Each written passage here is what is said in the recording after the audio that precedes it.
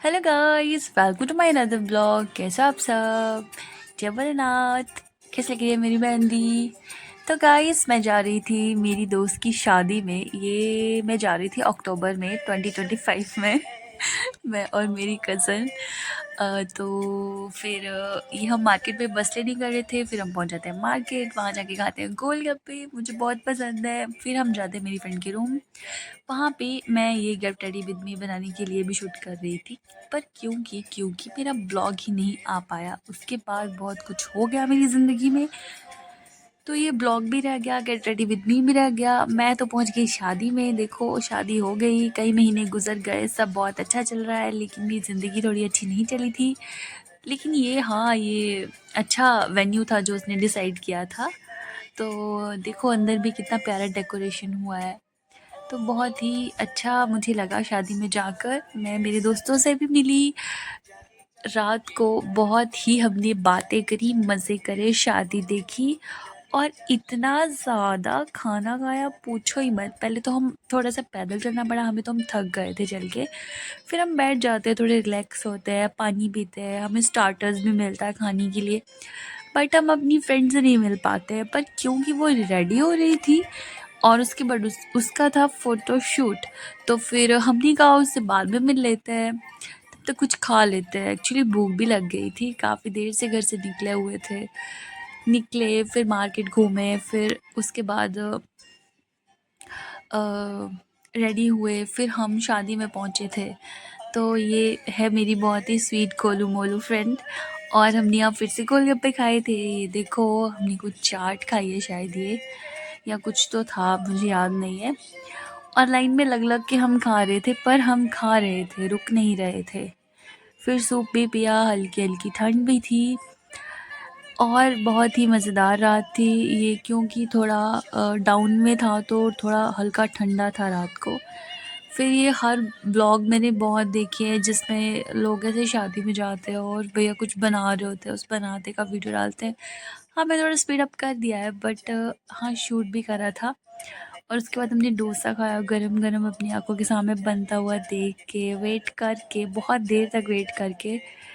डोसा जैसे मेरी प्लेट में आया, हाय, मैं फटाक से जाके टेबल पे बैठ गई डोसा खाने। मुझे बहुत पसंद है डोसा भी। तो हमने खाया, ये हमारे साथ कोई रैंडम अंकल बैठ गए थे बिकॉज चेयर खाली थी, तो वो बैठ गए। और उसके बाद आ जाती है मेरी एक और फ्रेंड, हम उससे भी मिलते हैं, बातें करते हैं, फिर कुछ खाते हैं स्टार्टर और बैठ के गप्पे लड़ाते हैं।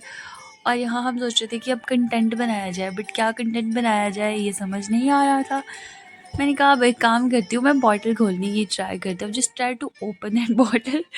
But I was pretending that because of my nails I can't open it, so मेरी फ्रेंड ने उसे मुझे ओपन करके दिया।